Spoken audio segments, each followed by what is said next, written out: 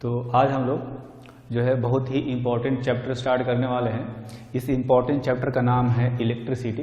जैसा कि आप जानते हैं करंट इलेक्ट्रिसिटी जो है वो बहुत ही इम्पोर्टेंट है हमारे लिए। वो इम्पोर्टेंस जो है वो दो तरीके से होता है। एक तो इस तरीके से होता है कि जो चैप्टर हम लोग पढ़ने वाले हैं इस चैप्टर के कॉन्सेप्ट्स आगे कई सारे चैप्टर्स में यूज में होने वाले हैं, है ना, यूज में आएंगे। और दूसरा इम्पोर्टेंस इसलिए है, आप जानते हैं कि हमारे घरों में जो अप्लायंसेज होते हैं, टीवी है, फ्रिज है ना, हर चीज़ जो है, कंप्यूटर है, लैपटॉप है, सबके लिए जो है करंट इलेक्ट्रिसिटी की ज़रूरत होती है ना। तो इसका जो कॉन्सेप्ट है वो हमें जानना बहुत ही ज़रूरी है। तो अभी तक हम लोग कई सारे करंट के बारे में जानते हैं। जैसे पानी बहता है ना, तो लोग कहते हैं कि पानी की धारा बह रही है ना। करंट जो है, करंट का हिंदी जो है वो धारा होता है। तो यहाँ पर हम लोग करंट इलेक्ट्रिसिटी की बात कर रहे हैं, तो इसलिए मैं करंट की बात कर रहा हूँ, है ना।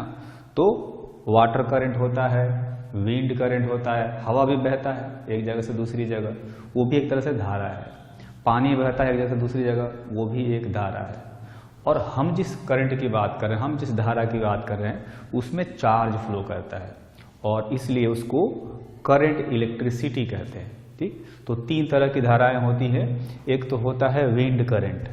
विंड करंट में हवा बहता है। विंड किधर फ्लो करता है?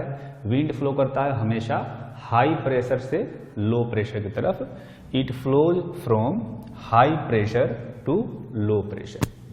ठीक है, जैसे यहाँ पर हाई प्रेशर होने का मतलब यहाँ पर मॉलिक्यूल्स जो है गैस के या एयर के बहुत ही ज़्यादा है, और एक जगह पर लो प्रेशर होने का मतलब वहाँ पर गैसियस मॉलिक्यूल्स का जो डेंसिटी है बहुत ही कम है, बहुत कम मॉलिक्यूल्स हैं वहाँ पर। तो हवा जो है, जो एयर है, वो किधर फ्लो करेगा? हाई डेंसिटी से लो डेंसिटी की तरफ, हाई प्रेशर से लो प्रेशर की तरफ, है ना। इस तरह से विंड फ्लो करता है या विंड करंट फ्लो करता है। दूसरा होता है वाटर करंट। तो वाटर करंट में देखेंगे, मैंने एक डायग्राम बनाया है पाइप का। तो इस पाइप में वाटर कैसे फ्लो करेगा? हमेशा ऊपर से नीचे की तरफ जाता है। क्यों जाता है? क्योंकि एक ग्रेविटेशनल फोर्स नीचे की तरफ काम कर रहा है। तो ऊपर अगर वाटर रहता है तो उसकी पोटेंशियल एनर्जी ज़्यादा होती है, नीचे अगर वाटर आता है तो उसकी पोटेंशियल एनर्जी कम हो जाती है। तो वाटर हमेशा हाई पोटेंशियल एनर्जी से लो पोटेंशियल एनर्जी की तरफ भागता है। तो इसमें कहते हैं water current flows from high potential energy level to low potential energy level, है ना। ये पोटेंशियल एनर्जी एक्चुअली में पोटेंशियल से रिलेटेड होता है। पोटेंशियल, ग्रेविटेशन की बात करें तो ग्रेविटेशन में ग्रेविटेशनल पोटेंशियल होता है, और अगर हम लोग बात करें इलेक्ट्रिक करंट की तो वहां पर एक जो है इलेक्ट्रिक पोटेंशियल होता है। तो पोटेंशियल के बारे में थोड़ा सा आगे हम लोग पढ़ेंगे। अभी हम लोग बात कर रहे हैं पोटेंशियल एनर्जी की, है ना। पोटेंशियल एनर्जी जो है वो पोटेंशियल से ही रिलेटेड है, ऐसा आप समझ सकते हैं अभी। हालांकि आगे जाकर बहुत डिटेल हम समझते हैं, तो अभी उतनी अच्छी तरह से समझ में नहीं आएगा। अभी केवल इतना हम समझेंगे कि अगर पोटेंशियल ज़्यादा है तो वहाँ पर पोटेंशियल एनर्जी भी ज़्यादा होगी। जैसे चौक है, चौक को मैं ऊपर से नीचे ड्रॉप करता हूँ, है ना, तो यहाँ पर पोटेंशियल हमेशा इस पॉइंट का पोटेंशियल ज़्यादा है, तो चौक को यहाँ रखूँगा तो यहाँ इसकी पोटेंशियल एनर्जी ज़्यादा होगी, है ना।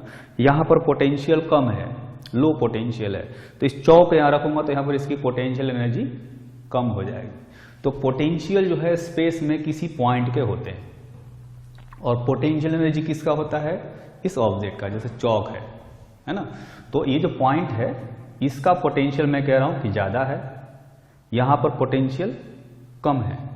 तो इस चौक को ले जाऊंगा यहां पर, तो चौक की पोटेंशियल एनर्जी यहां ज्यादा आएगी, यहां पर कम आएगी। इसके और नीचे जाऊंगा तो नीचे वाले पॉइंट्स का पोटेंशियल और भी कम है, तो चौक को नीचे ले जाऊंगा तो इसकी पोटेंशियल एनर्जी और भी कम हो जाएगी। तो ऐसे कह सकते हैं कि पोटेंशियल एनर्जी जो है वो पोटेंशियल से रिलेटेड है। जहां पर पोटेंशियल ज़्यादा होगा वहां पर पोटेंशियल एनर्जी ज़्यादा होगी। तो वाटर करंट हमेशा हाई पोटेंशियल एनर्जी से लो पोटेंशियल एनर्जी की तरफ फ्लो करता है। तो कह सकते हैं कि हाई पोटेंशियल से लो पोटेंशियल की तरफ फ्लो करता है, ऐसे भी कह सकते हैं। अब आते हैं इलेक्ट्रिक करंट पर, जिसके बारे में ये पूरा चैप्टर है ना। तो पहले हम लोग ये जानेंगे कि इलेक्ट्रिक करंट होता क्या है, फिर समझेंगे कि किधर फ्लो करता है ना, फिर उसकी वैल्यू कितनी होती है, सारी चीजें हम लोग फाइंड करेंगे। तो पहले जैसे मैंने कहा कि विंड करंट में विंड ब्लो होता है, हवा बहता है, गैस के जो मॉलिक्यूल्स हैं वो फ्लो होते हैं। वाटर करंट में वाटर के मॉलिक्यूल्स फ्लो होते हैं, वैसे ही इलेक्ट्रिक करंट में चार्ज फ्लो होते हैं, है ना। लिखा है it is due to flow of charge. तो इलेक्ट्रिक करंट में चार्ज फ्लो करते हैं। अब जैसे कोई कंडक्टर है ना, ये कंडक्टर है, तो एक्चुअली में कंडक्टर है तो इसके अंदर करंट फ्लो कर सकता है। करंट कैसे फ्लो करेगा, क्योंकि इसमें चार्जेज फ्लो करेंगे इधर ऐसे, तो जब चार्ज फ्लो करेंगे तो इसमें करंट फ्लो करेगा।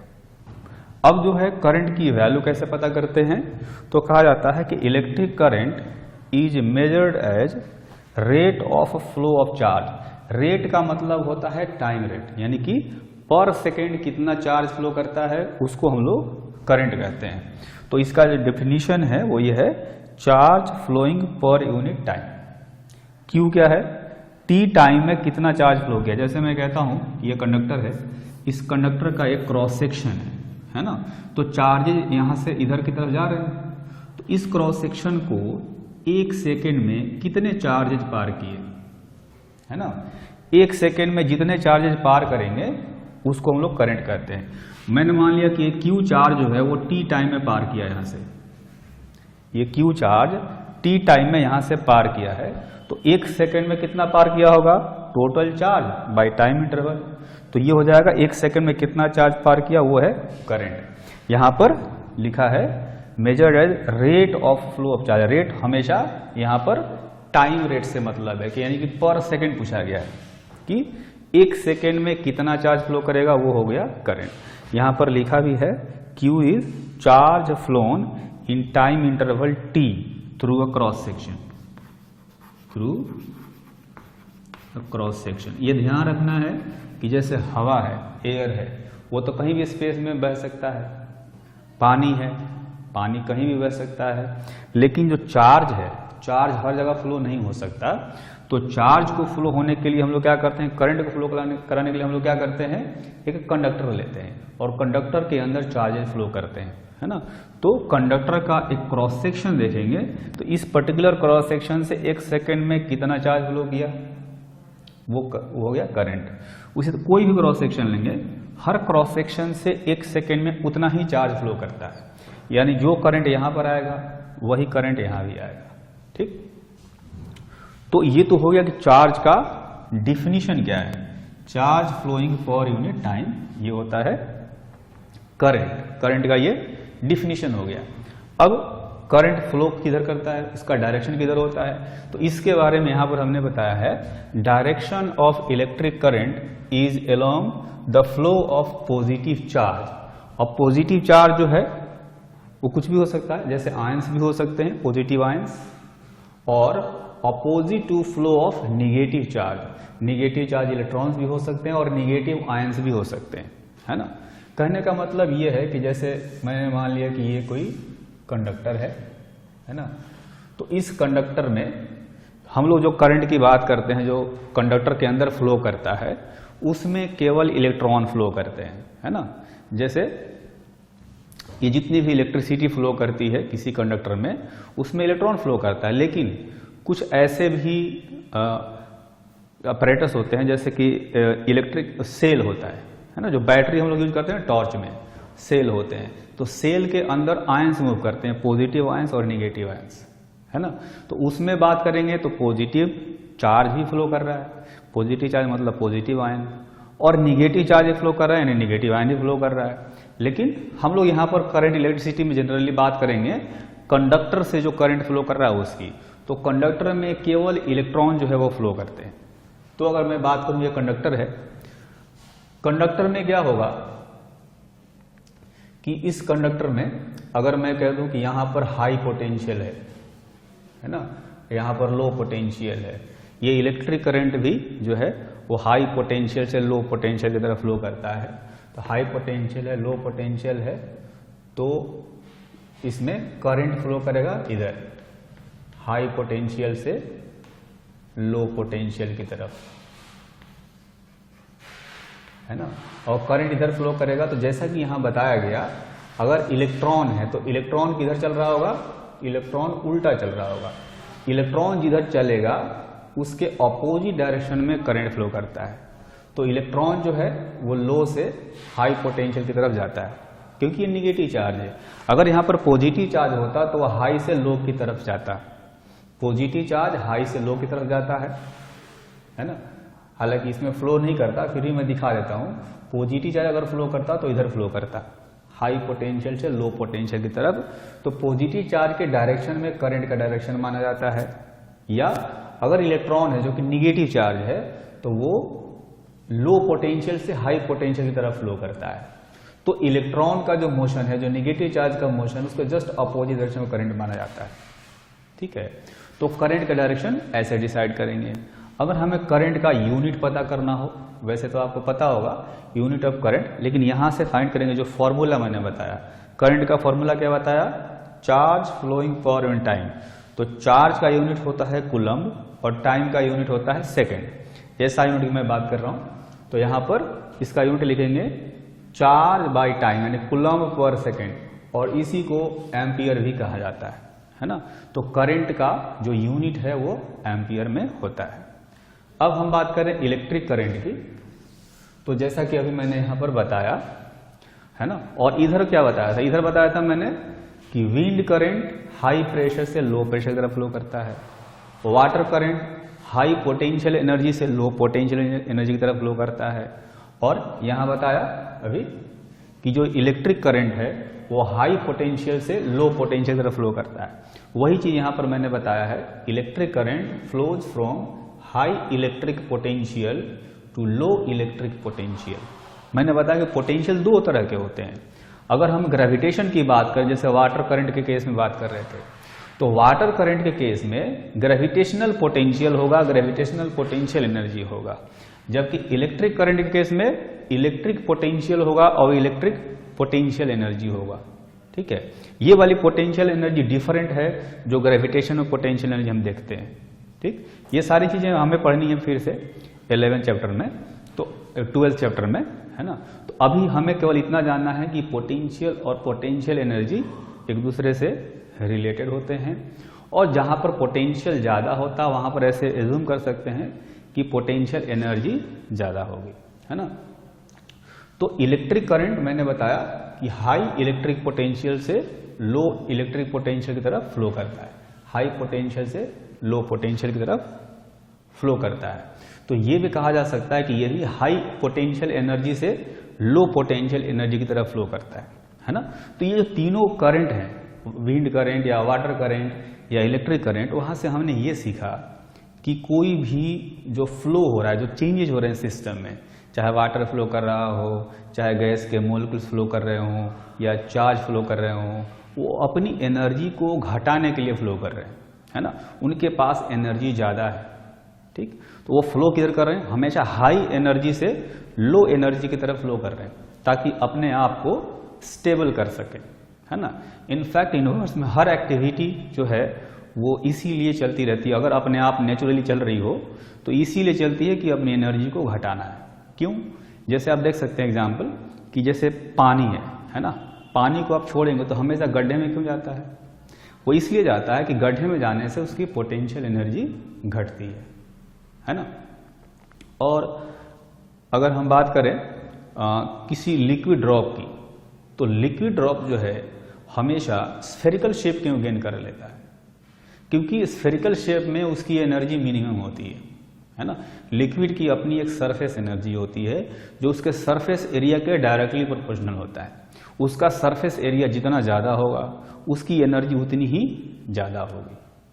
ठीक, तो गिवन वॉल्यूम के लिए अगर किसी लिक्विड का एक वॉल्यूम दे दिया जाए तो उतने ही वॉल्यूम का अगर आप एक क्यूब बनाएंगे, एक सिलेंडर बनाएंगे, एक स्फेयर बनाएंगे, तो आप देखेंगे कि तीनों का वॉल्यूम सेम है लेकिन सरफेस एरिया स्फेयर का कम आएगा, है ना।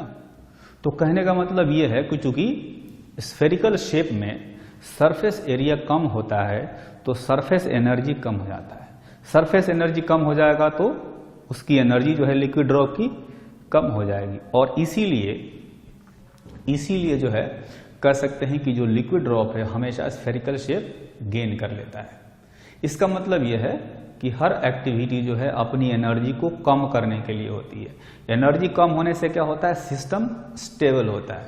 तो स्टेबिलिटी की तरफ हर कोई जाना चाहता है और स्टेबिलिटी के लिए ही एक्टिविटी यहाँ पर होती रहती है। तो बिल्कुल वही केस जो है यहाँ पर अप्लाई होता है इलेक्ट्रिक करंट के केस में। यहाँ पर जो करंट है वो हमेशा हाई एनर्जी से लो एनर्जी की तरफ भागता है। ठीक, तो यहाँ पर क्या ध्यान में रखना है कि इलेक्ट्रिक करंट हाई पोटेंशियल से लो पोटेंशियल की तरफ फ्लो करता है। अगर हाई और लो नहीं हो, दोनों जगह पोटेंशियल बराबर हो, तो करंट फ्लो ही नहीं करेगा। मतलब यह है कि करंट को फ्लो करने के लिए पोटेंशियल डिफरेंस जरूरी है। पोटेंशियल डिफरेंस रहेगा तभी तो एक तरफ से दूसरी तरफ करंट जाएगा, है ना। और इसीलिए कहते हैं कि potential difference between two points, है ना, यहां पर लिखा है potential difference is required for current to flow. दो एंड्स के बीच में, जैसे कोई कंडक्टर है, अगर उसमें करंट फ्लो कराना हो तो उसके दोनों एंड के बीच में पोटेंशियल डिफरेंस होना चाहिए। वो पोटेंशियल डिफरेंस आता कहां से है? पोटेंशियल डिफरेंस जो है वो बैटरी से आता है। आप देखेंगे कि हम लोग बैटरी जोड़ते हैं, कोई ना कोई सोर्स जोड़ते हैं, तब जाकर के करंट फ्लो करता है। तो वो सोर्स क्या करता है, वो बैटरी क्या करता है, वो पोटेंशियल डिफरेंस क्रिएट करता है। जब हाई एक तरफ लो क्रिएट कर देगा तो चार्ज फ्लो करने लगेगा, है ना। और साथ में सर्किट भी कंप्लीट कर देता है। सर्किट का मतलब ये हुआ कि एक क्लोज लूप बन गया है, एक ऐसा रास्ता मिल गया है इलेक्ट्रॉन्स को घूमने के लिए जो कहीं पर टूटा हुआ नहीं है ना। क्योंकि इलेक्ट्रॉन जो है, जो चार्ज है, वो कंडक्टर में ही घूम सकता है, तो उसको घूमने के लिए रास्ता चाहिए, हवा से होकर जाएगा नहीं वो तो इसलिए हमेशा एक क्लोज लूप बनाना पड़ेगा हमें, तब जाकर के करंट फ्लो करेगा। तो उस क्लोज लूप में बैटरी होगा, कोई रेजिस्टर होगा, है ना, कैपेसिटर, इंडक्टर, स्विचेज होते हैं, है ना, गैल्वेनोमीटर, एमीटर, वोल्टमीटर, कई सारी चीजें हम लोग जोड़ते हैं उसमें, है ना। तो ये इनको सबको हम लोग बोलते हैं करंट एलिमेंट्स। ये सारे एलिमेंट्स जो है उस सर्किट के अंदर होते हैं, और सर्किट क्या है, वही क्लोज लूप एक बनना है। ऐसे सारे एलिमेंट्स उसी में जुड़े होंगे कहीं ना कहीं, लेकिन एक जो है कहीं भी उसमें जो है वो कट नहीं होना चाहिए, पॉइंट टूटना नहीं चाहिए, कनेक्शन हमेशा बने रहना चाहिए, तब जाके उसमें करंट या चार्ज जो है लगातार कंटिन्यूअसली फ्लो करता रहेगा। तो वो हो गया सर्किट के बारे में, है ना। तो हमने कहा कि करंट को फ्लो कराने के लिए पोटेंशियल डिफरेंस मेंटेन करना जरूरी है, और वो पोटेंशियल डिफरेंस मेंटेन करने का काम कौन करता है? बैटरी। जैसे ये कंडक्टर है, यहां पर मैं बैटरी जोड़ दूंगा ऐसे, है ना। ये बैटरी का सिंबल है, आगे हम लोग सिंबल के बारे में भी सीखेंगे। जैसे ये बैटरी है, तो बैटरी का ये पॉजिटिव प्लेट होता है, यानी हायर पोटेंशियल माना जाता है। बैटरी का ये निगेटिव प्लेट है, यानी कि लोअर पोटेंशियल माना जाता है। तो लोअर वाले को यहां पर जोड़ दिया तो यहां का पोटेंशियल लो हो जाएगा, हाई वाले को यहां पर जोड़ दिया पॉजिटिव प्लेट को, तो इसका पोटेंशियल हाई हो जाएगा। तो बैटरी का यहां पर जो पोटेंशियल डिफरेंस है ये हमेशा फिक्स्ड रहता है, और इसीलिए ये हमेशा यहां पर भी पोटेंशियल डिफरेंस फिक्स्ड क्रिएट करके रखेगा। जब पोटेंशियल डिफरेंस क्रिएट करके रखेगा तो चार्ज फ्लो करते रहेंगे पूरे लूप में, है ना, ऐसे घूमते रहेंगे। तो अब हम लोगों को ये जानना होगा कि एक्चुअली में पोटेंशियल डिफरेंस की वैल्यू कैसे कैलकुलेट करते हैं। कोई भी दो पॉइंट दे दिए, जैसे ये पॉइंट है, ये पॉइंट है, इसके बीच में पोटेंशियल डिफरेंस कैसे पता करेंगे, है ना। अगर मैं कहता हूं कि ये एक पॉइंट है ए और ये है एक पॉइंट बी, तो यहां से यहां तक का पोटेंशियल डिफरेंस कितना होगा। तो पोटेंशियल डिफरेंस का डिफिनीशन, या कहें कि उसका जो वैल्यू है कैसे कैलकुलेट करेंगे, उसके लिए डिफिनीशन यहां बताया है। ये बताया है potential difference between two points is defined as work required to move 1 coulomb charge from one point to other. मतलब इन दोनों पॉइंट्स में से जो है एक पॉइंट से दूसरे पॉइंट तक 1 कूलम्ब चार्ज को ले जाने में हम जितना वर्क करते हैं वही पोटेंशियल एनर्जी होती है ना। तो पोटेंशियल डिफरेंस यानी उसको V से लिखते हैं, ये होता है work done per unit charge. एक पॉइंट से दूसरे पॉइंट तक ले जाने में हम जितना वर्क करेंगे 1 कूलम्ब चार्ज को ले जाने में, वो पोटेंशियल डिफरेंस के इक्वल होता है। पोटेंशियल डिफरेंस जो है उसका यूनिट होता है, देखेंगे यहां से, वर्क का यूनिट होता है जूल और चार्ज का यूनिट होता है कूलम्ब। तो ये जो पोटेंशियल डिफरेंस है उसका यूनिट जूल पर कूलम्ब भी कह सकते हैं, और इसी को वोल्ट भी कहा जाता है ना। तो हम लोग जो बोलते हैं ना वोल्टेज या वोल्ट, वो वोल्ट क्या है, वो पोटेंशियल डिफरेंस की वैल्यू बताता है।